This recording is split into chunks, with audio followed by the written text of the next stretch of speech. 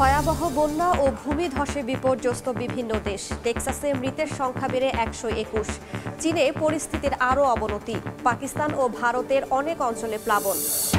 Israeli হামলায় রক্তাক্ত গাজা, একদিনে নিহত আরও 82 ফিলিস্তিনি।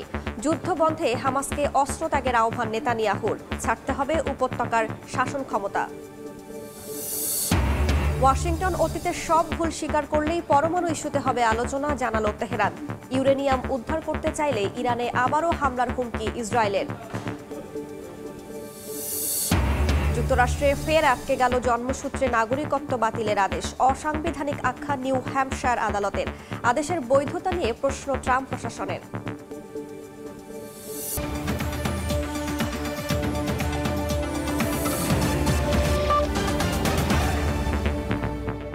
আন্তর্জাতিক সময়ের সঙ্গে আছি আমি রাইসা জান্নাত। যুক্তরাষ্ট্রের টেক্সাসে ভয়াবহ বন্যায় মৃতের সংখ্যা বেড়ে দাঁড়িয়েছে 121 জনে। এ ঘটনায় এখনও নিখোঁজ আছেন অন্তত 173 জন। তাদের উদ্ধারে অভিযান চলছে। ভারী বৃষ্টিতে তলিয়ে গেছে পাকিস্তানের লাহোর। এখন পর্যন্ত অন্তত 5 জনের মৃত্যুর খবর পাওয়া গেছে। এদিকে চীনের দক্ষিণ ও উত্তর পশ্চিমাঞ্চলে বন্যা পরিস্থিতির আরও অবনতি হয়েছে। ভারতের বিভিন্ন রাজ্যেও আকস্মিক বন্যায় তলিয়ে গেছে ঘরবাড়ি।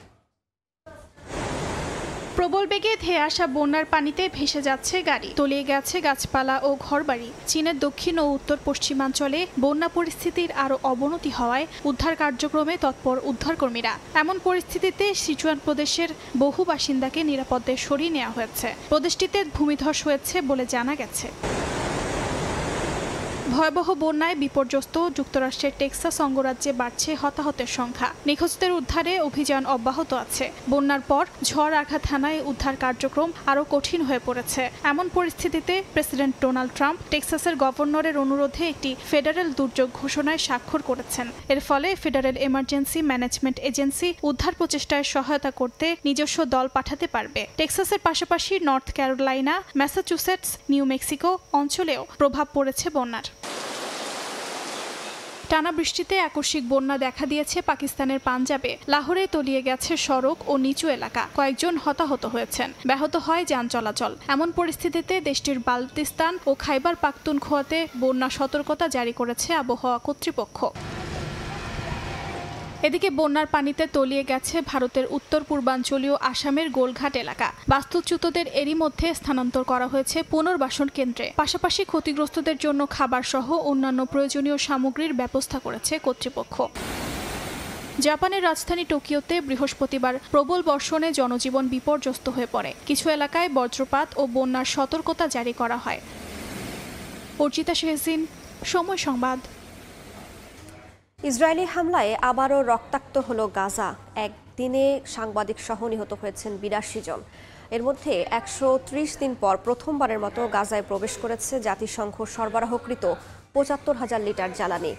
এদিকে যুদ্ধ স্থায়ীভাবে বন্ধ করতে হামাসকে অস্ত্র ত্যাগ করার পাশাপাশি শাসন ক্ষমতা ছাড়তে বলেছেন ইসরায়েলি প্রধানমন্ত্রী বিনিয়ামিন নেতানিয়াহু।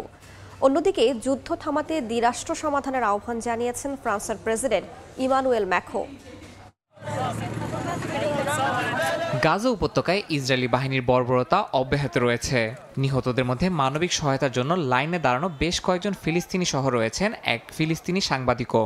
যুদ্ধ শুরুর পর থেকে এ পর্যন্ত গাজায় প্রাণ হারিয়েছেন 229 জন সংবাদকর্মী। পশ্চিম তীরে সুপারমার্কেটে ছুরিকাঘাতে এক ইসরায়েলি নিহত হয়েছেন। পরে ঘটনাস্থলে গুলি করে হত্যা করা হয়েছে 2 ফিলিস্তিনিকে। 130 দিন পর প্রথমবারের মতো গাজায় প্রবেশ করেছে জাতিসংঘ সরবরাহকৃত 75,000 লিটার জ্বালানি। তবে জাতিসংঘ বলছে এই পরিমাণ জ্বালানিতে গাজার একদিনের প্রয়োজনও মিটবে না। উপত্যকার হাসপাতালগুলোতে জ্বালানি ঘাটতির কারণে সংকটময় পরিস্থিতি তৈরি হয়েছে। চিকিৎসকরা জানান শতাধিক নবজাতক ও 350 ডায়ালাইসিস রোগীর জীবন ঝুঁকিতে রয়েছে। এদিকে ইসরায়েলি প্রধানমন্ত্রী নেতানিয়াহু জানিয়েছেন, হামাস যদি অস্ত্র পরিত্যাগ করে ও শাসন ক্ষমতা ছাড়ে তাহলে যুদ্ধ স্থায়ীভাবে বন্ধ হতে পারে।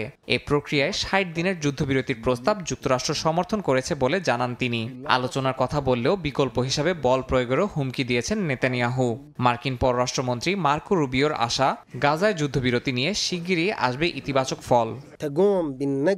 অন্যদিকে ইয়েমেনের হাউথি গোষ্ঠীর নেতা আব্দুল মালিক আল হাউথি ঘোষণা দিয়েছেন, ইসরায়েল সংশ্লিষ্ট কোনো পণ্যবাহী জাহাজকে লোহিত সাগর দিয়ে যাতায়াত করতে দেওয়া হবে না। সম্প্রতি হাউথি হামলায় ডুবে গেছে 2টি জাহাজ, প্রাণ হারিয়েছেন অন্তত 4 নাবিক। এ কারণে লোহিত সাগর দিয়ে পণ্য পরিবহনের বিমা খরচ দ্বিগুণ হয়ে গেছে।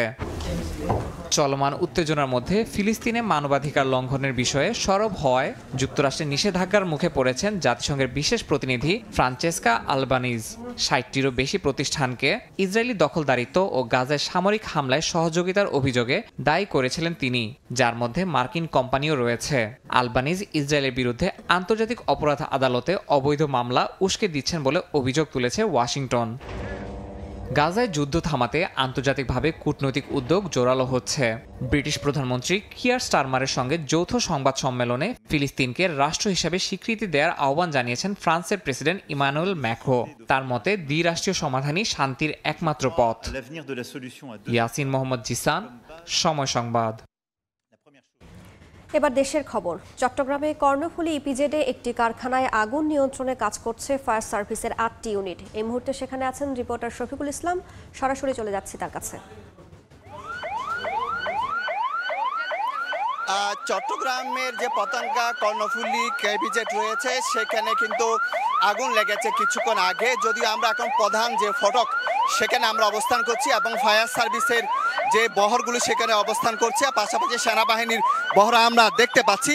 কিন্তু ভেতরে যে কর্তৃপক্ষ যে প্রধান ফটক রয়েছে সেই ফটকটি এখনো বন্ধ রয়েছে, সেই ফটকে ঢুকতে দিচ্ছে না। হয়তো ফায়ার সার্ভিস যেহেতু আসছে কিছুক্ষণের মধ্যে আমরা ভেতরে ঢুকতে পারবো। তবে ভিতরে কিছুটা হলেও এই যে আগুন লেগেছে সে ধোঁয়া দূর থেকে দেখা যাচ্ছে। একটি বিশাল আকৃতির এই কর্ণফুলী ইপিজেডটি, এখানে বলা হচ্ছে 3 থেকে 4টির মতো কারখানা রয়েছে এবং এখানে ফোম রয়েছে, আর একটি জোতা কারখানা রয়েছে বলে তারা জানাচ্ছে। 3টি কারখানা আছে আমাকে জানাচ্ছে। কারণ চট্টগ্রামের সবচেয়ে গুরুত্বপূর্ণ এলাকা হচ্ছে এই ব্যবসায়ী এলাকা হচ্ছে এই ফ্রি ফুডের আশেপাশে যে ইপিজেডগুলো, অর্থাৎ কর্ণফুলী ইপিজেড রয়েছে, পাশাপাশি ফ্রি ফুড আরও বেশ কয়েকটি ইপিজেড রয়েছে।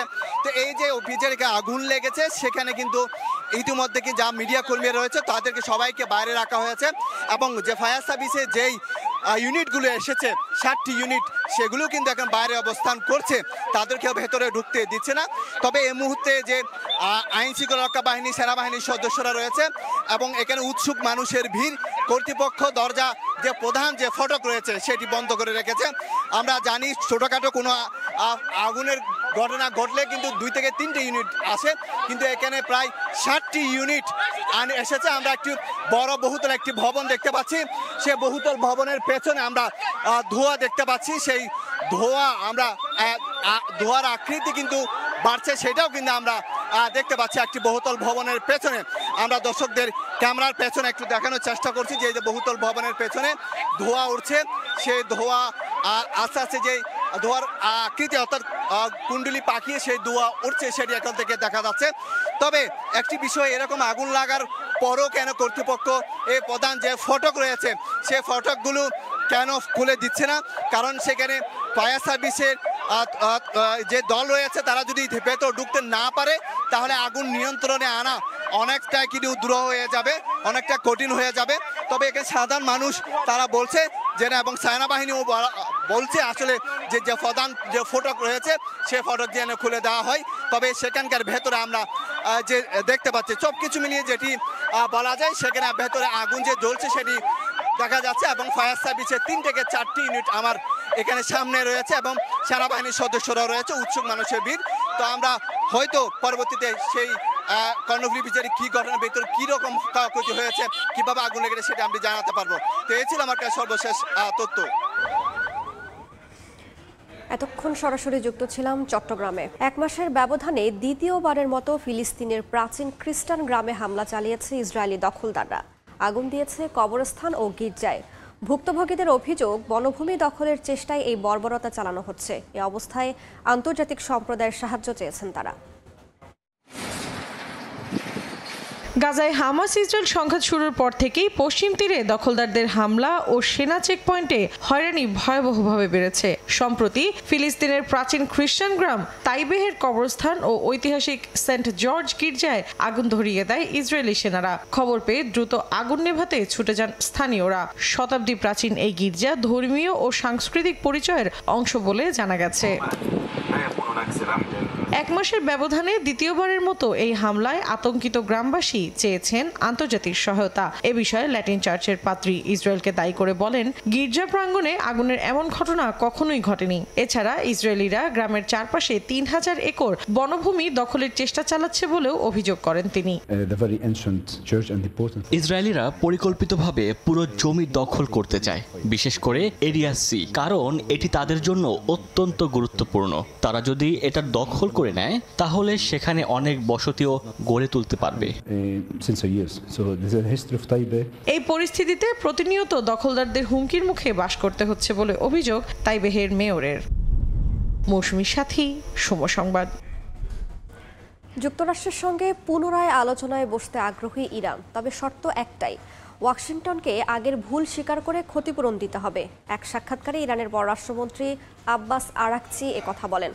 এদিকে তেহরানের পক্ষ থেকে হুমকি এলে আবারও ইরানে হামলা চালানোর হুঁশিয়ারি দিয়েছেন ইসরায়েলি প্রতিরক্ষামন্ত্রী।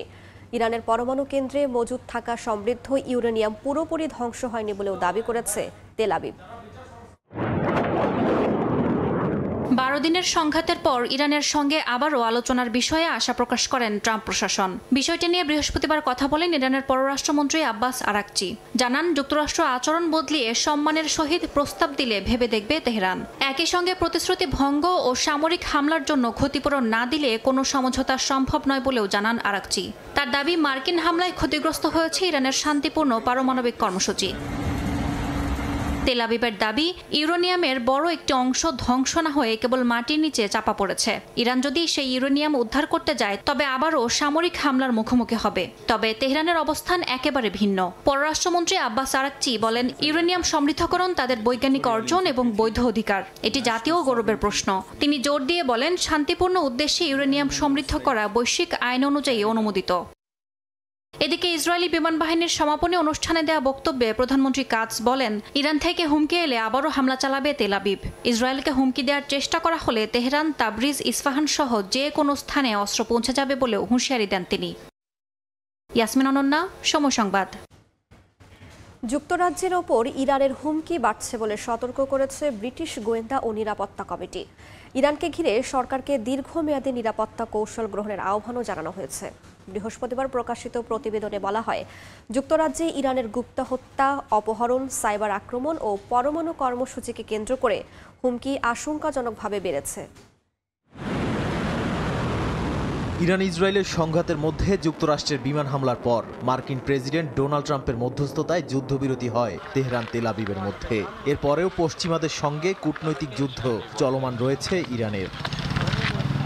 এবার যুক্তরাজ্যের ওপর ইরানের হুমকি বাড়ছে বলে সতর্ক করেছে দেশটির পার্লামেন্টের গোয়েন্দা ও নিরাপত্তা কমিটি। ইরানকে ঘিরে সরকারকে আরও দীর্ঘমেয়াদী নিরাপত্তা কৌশল গ্রহণের আহ্বানও জানানো হয়েছে। বৃহস্পতিবার প্রকাশিত প্রতিবেদনে বলা হয়, যুক্তরাজ্যে ইরানের গুপ্ত হত্যা, অপহরণ, সাইবার আক্রমণ ও পরমাণু কর্মসূচিকে কেন্দ্র করে হুমকি আশঙ্কাজনকভাবে বেড়েছে। কমিটির চেয়ারম্যান জানান, ইরানি গোয়েন্দা সংস্থাগুলো অনেক সক্ষম এবং আক্রমণাত্মক কর্মকাণ্ডে ঝুঁকি নিতে প্রস্তুত।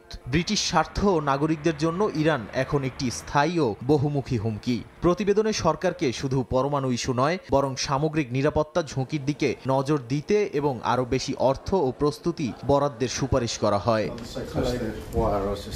এই কমিটির অভিযোগে আরও উঠে এসেছে, ব্রিটিশ সরকার শুধু পারমাণবিক ইস্যুতে মনোযোগ দিয়ে অন্যান্য সম্ভাব্য বিপদের দিকে নজর দিচ্ছে না। তাদের নীতি ক্রাইসিস ম্যানেজমেন্ট কিংবা আগুন নেভানোর মতো তাৎক্ষণিক ব্যবস্থা গ্রহণের মধ্যেই সীমাবদ্ধ। নাদিম মারজান, সময় সংবাদ। জন্মসূত্রে মার্কিন নাগরিকত্ব বাতিলে প্রেসিডেন্ট ট্রাম্পের আদেশ আবারও আটকে গেল আদালতে। এবার নিউ হ্যাম্পশায়ারের আদালত ক্লাস অ্যাকশন বা প্রতিনিধিত্বমূলক মামলার আওতায় আদেশটি সাময়িক স্থগিত রাখার নির্দেশ দিয়েছেন। অভিবাসী, অভিভাবক ও যুক্তরাষ্ট্রে জন্ম নেওয়া শিশুদের পক্ষে এ মামলায় লড়ছে আমেরিকান সিভিল লিবার্টিজ ইউনিয়ন। আদালতের এমন সিদ্ধান্ত ভবিষ্যতে অন্যান্য নীতির ক্ষেত্রেও দৃষ্টান্ত হতে পারে বলে মত বিশ্লেষকদের। জন্মসূত্রের নাগরিকত্ব প্রত্যাহার সংক্রান্ত ট্রাম্পের নির্বাহী আদেশকে কেন্দ্র করে নতুন করে আইনি লড়াই শুরু হয়েছে যুক্তরাষ্ট্রে। নিউ হ্যাম্পশায়ারের একটি আদালত আদেশটি কার্যকর হওয়া থেকে সাময়িক স্থগিত রাখার নির্দেশ দিয়েছেন। একই সঙ্গে ক্লাস অ্যাকশন বা প্রতিনিধিত্বমূলক মামলা হিসেবে গ্রহণ করেছেন বিচারক। মামলাটি করেছে অভিবাসী অধিকার সংগঠন American civil liberties union ACLU, যারা অভিবাসী অভিভাবক ও যুক্তরাষ্ট্রে জন্ম নেওয়া শিশুদের পক্ষে লড়ছে। সুপ্রিম কোর্টের সর্বশেষ রায়ের পরও ক্লাস অ্যাকশন মামলার ব্যতিক্রমী বিধান ব্যবহার করে এই বাধাও অতিক্রম করা হয়েছে।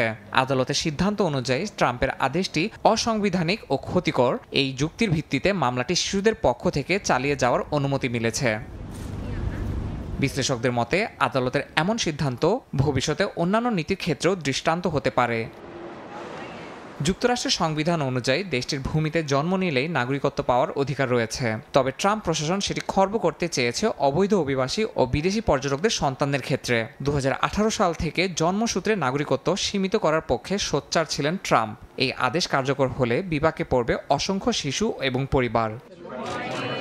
এই নির্দেশের কারণে 27 জুলাই থেকে আদেশ কার্যকর হওয়ার যে সময়সীমা নির্ধারিত ছিল তা আপাতত স্থগিত হয়েছে। যদিও ট্রাম্প প্রশাসন রায়ের বৈধতা নিয়ে প্রশ্ন তুলেছে, আদালত সরকারকে আপিলের জন্য 7 দিন সময় দিয়েছে। এর আগে দেশের একাধিক আদালতও এই আদেশের বিরুদ্ধে স্থগিতাদেশ দিয়েছিল, তবে এবার তা আরও বিস্তৃত ও আইনি কাঠামোয় রক্ষিত। ইয়াসিন মোহাম্মদ জিসান, সময় সংবাদ।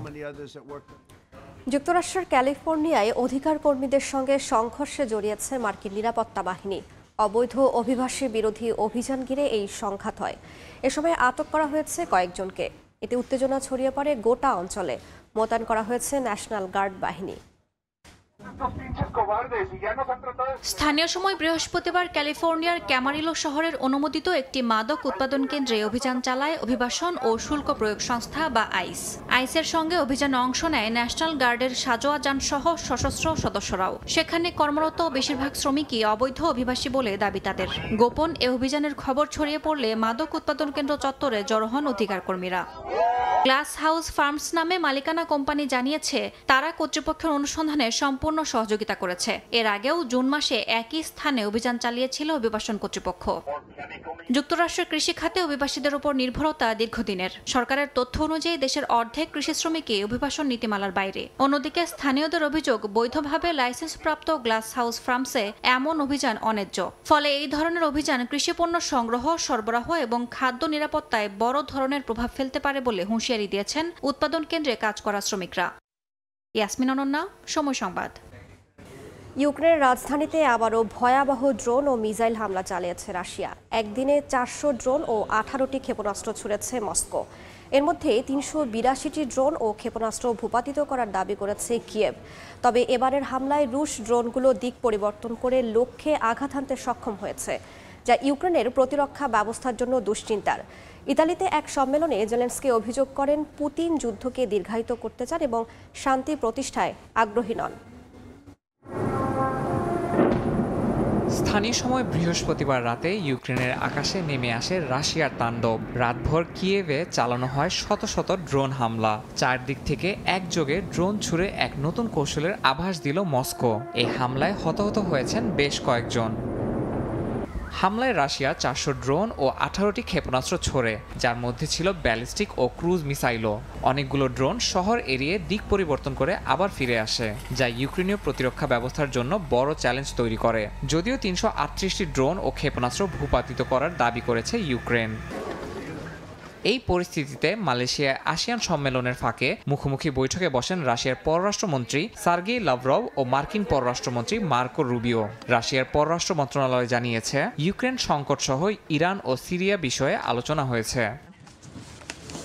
মার্কিন পররাষ্ট্র দপ্তরের মুখপাত্র জানান, এই আলোচনা মানেই শান্তি চুক্তির পথ খুলছে না। তিনি বলেন, এই ধরনের সংলাপ রাজনীতির চলমান প্রক্রিয়ার অংশ, যা এককভাবে কোনো সমাধান নয়, বরং বৃহত্তর আলোচনার একটি ধাপ মাত্র।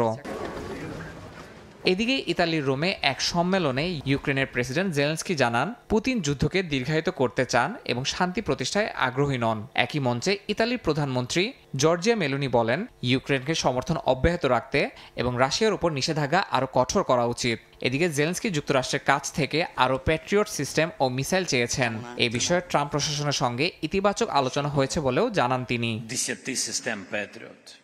ইয়াসিন মোহাম্মদ জিসান, সময় সংবাদ। দক্ষিণ কোরিয়ার সাবেক প্রেসিডেন্ট ইউন সুক ইয়োলকে দ্বিতীয়বারের মতো গ্রেফতার করা হয়েছে। গত ডিসেম্বরে সামরিক আইন জারির ব্যর্থ চেষ্টার মামলায় স্থানীয় সময় বৃহস্পতিবার গ্রেফতারের পর তাকে সিউলের একটি আটক কেন্দ্রে বন্দী রাখা হয়।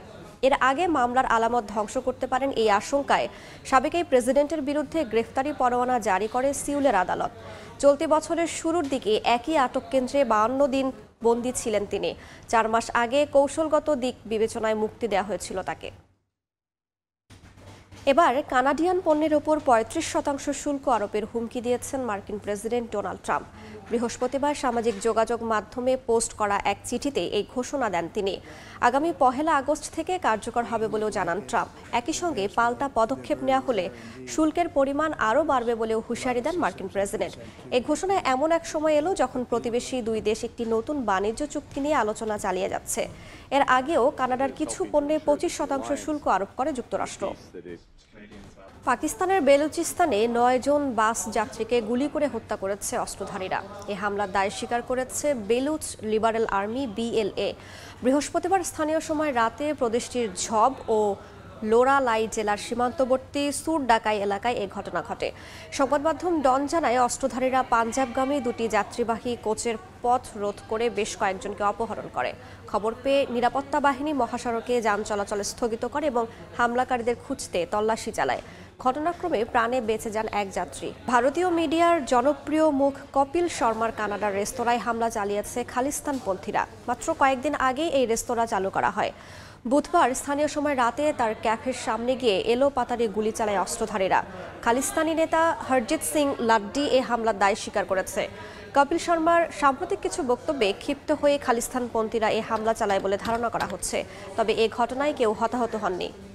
কুয়েতগামী বাংলাদেশি শ্রমিকদের জন্য প্রথমবার ন্যূনতম বেতন কাঠামো নির্ধারণ করল দেশটির বাংলাদেশ দূতাবাস। 1 আগস্ট থেকে এই বেতন কাঠামো কার্যকর হবে। নতুন ভিসা পেতে হলে নিয়োগদাতাকে এই নিয়ম বাধ্যতামূলকভাবে মানতে হবে। কুয়েত থেকে মঈন সুমনের রিপোর্ট। প্রতিবছর হাজারো বাংলাদেশি কুয়েত যান শ্রমিক ভিসায়। তবে দীর্ঘদিন ধরে দেশটিতে এসব শ্রমিকদের জন্য ছিল না কোনো বেতন কাঠামো। এবার দেশটিতে অবস্থানরত বাংলাদেশ দূতাবাস কুয়েত যেতে ইচ্ছুক প্রবাসী বাংলাদেশিদের জন্য ন্যূনতম বেতন কাঠামো নির্ধারণ করল। এক বিজ্ঞপ্তিতে কুয়েতের বাংলাদেশ দূতাবাস জানিয়েছে, চলতি বছর 1 আগস্ট থেকে কুয়েতগামী বাংলাদেশি শ্রমিকদের জন্য নির্ধারিত বেতন কাঠামো প্রযোজ্য হবে। দূতাবাস জানায়, এই নিয়ম না মানলে কোনো ভিসা সত্যায়ন করা হবে না। নতুন কাঠামোয় গৃহকর্মী 120 দিনার, বাসার ড্রাইভার ও রাঁধুনি 150 দিনার, সরকারি চুক্তির অধীনে আকুদ হুকুমির অদক্ষ শ্রমিকদের জন্য সর্বনিম্ন 90 দিনার, আকুদ আহলি অদক্ষ শ্রমিকদের জন্য 120, দক্ষ ড্রাইভার 120 এবং দক্ষ শ্রমিকদের জন্য 150 দিনার বেতন ধার্য করা হয়েছে। সব বেতনই দৈনিক 8 ঘন্টা কাজের জন্য প্রযোজ্য।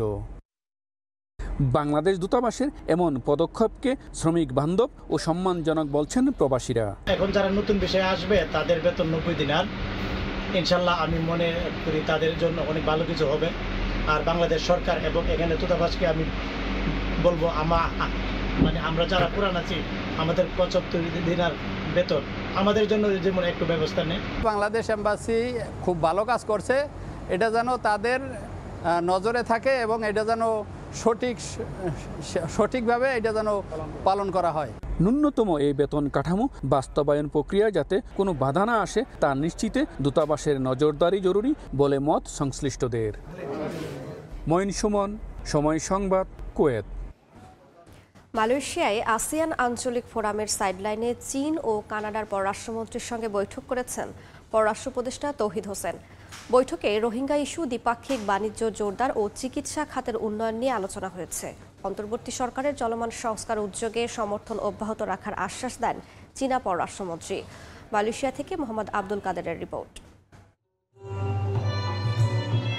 স্থানীয় সময় বৃহস্পতিবার মালয়েশিয়ার কুয়ালালামপুরে আসিয়ান আঞ্চলিক ফোরামের বৈঠক হয়। এদিন সাইডলাইনে বৈঠক করে বাংলাদেশ, চীন ও কানাডা। বাংলাদেশের পররাষ্ট্র উপদেষ্টা তৌহিদ হোসেন চীনের পররাষ্ট্রমন্ত্রী ওয়াং ই এবং কানাডার পররাষ্ট্রমন্ত্রী অনিতা আনন্দের সঙ্গে আলাদা বৈঠকে অংশ নেন।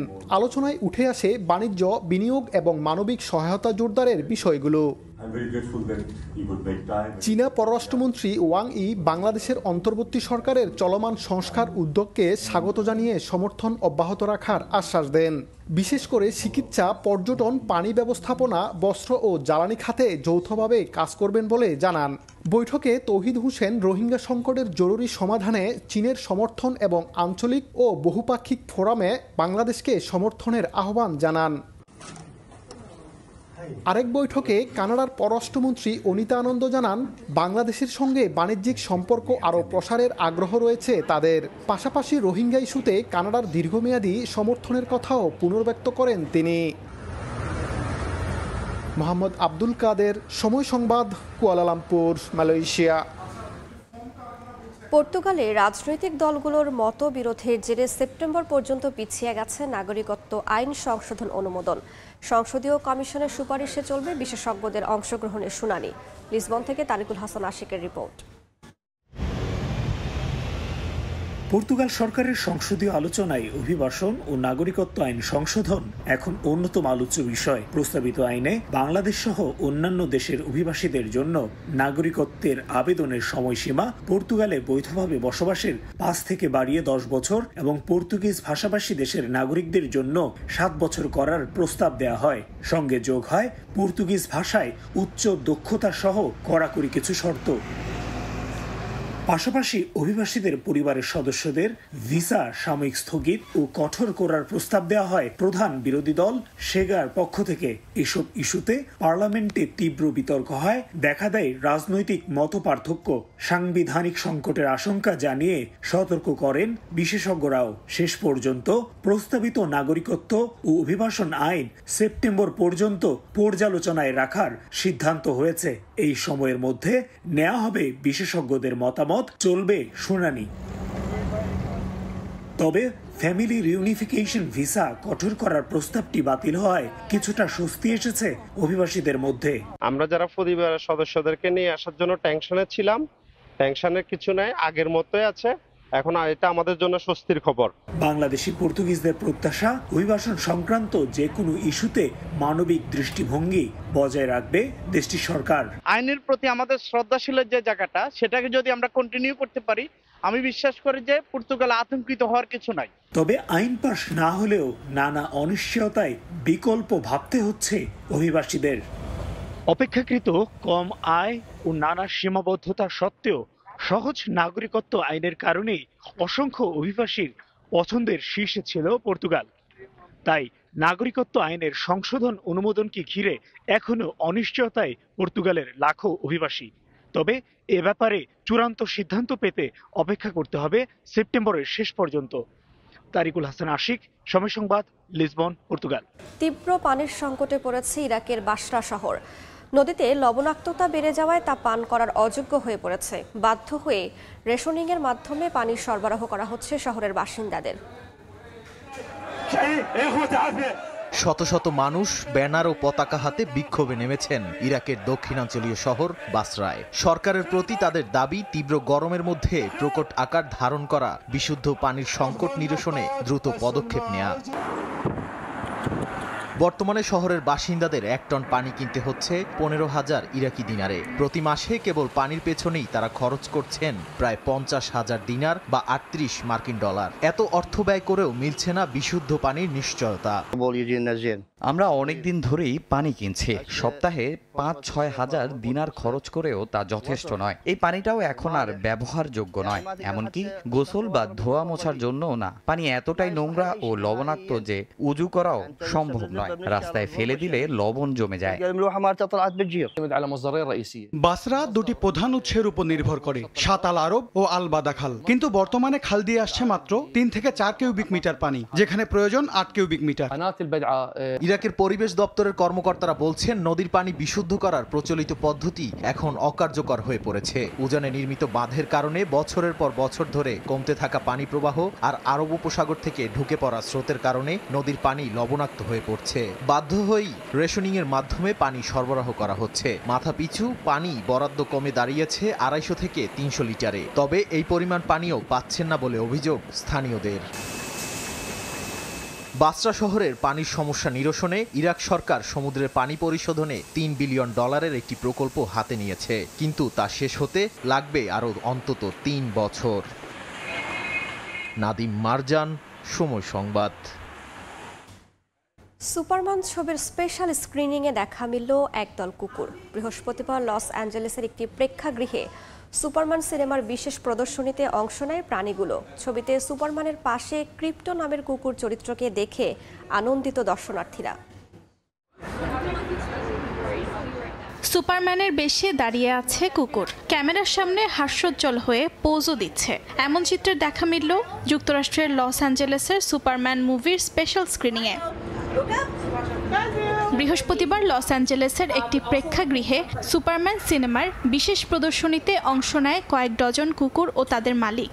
আয়োজকরা বলছেন, নতুন এই ছবিতে সুপারম্যানের 4 পেয়ে সঙ্গী ক্রিপ্টোকে বড় পর্দায় তুলে ধরাই ছিল মূল উদ্দীপনা। অনেক দর্শকই বলছেন, সুপার ডগের উপস্থিতি সিনেমাটিকে আরও মানবিক করে তুলেছে। মানে কুকুর তো সবার জীবনেই আনন্দ আনে, তাহলে প্রতিটা সিনেমায় কুকুর থাকবে না তা কি করে হয় বলো? আমি বলি, এখন থেকে সব সিনেমায় কুকুর রাখতে হবে, বিড়ালও অবশ্যই, আর হয়তো কোনোদিন একটা কচ্ছপও থাকবে। ছবিতে সুপারম্যানের পাশে ক্রিপ্টোকে দেখে অনেক দর্শক নিজেদের কুকুরের সঙ্গে সম্পর্ক খুঁজে পেয়েছেন। অনেকেই আশা করছেন ভবিষ্যতের সুপারম্যান ছবিতেও সুপার ডগ ক্রিপ্টোর উপস্থিতি থাকবে। অর্জিতা শেহজিন, সময় সংবাদ। আন্তর্জাতিক সময়ের শীর্ষ সংবাদ জানিয়ে দিচ্ছি আরও একবার।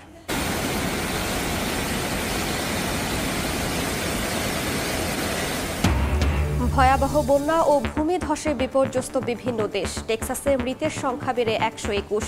চীনে পরিস্থিতির আরও অবনতি। পাকিস্তান ও ভারতের অনেক অঞ্চলে প্লাবন। ইসরায়েলি হামলায় রক্তাক্ত গাজা, একদিনে নিহত আরও 82 ফিলিস্তিনি। যুদ্ধ বন্ধে হামাসকে অস্ত্র ত্যাগের আহ্বান নেতানিয়াহুর। ছাড়তে হবে উপত্যকার শাসন ক্ষমতা। এবং ওয়াশিংটন অতীতের সব ভুল স্বীকার করলেই পরমাণু ইস্যুতে হবে আলোচনা, জানালো তেহরান। ইউরেনিয়াম উদ্ধার করতে চাইলে ইরানে আবারও হামলার হুমকি ইসরায়েলের।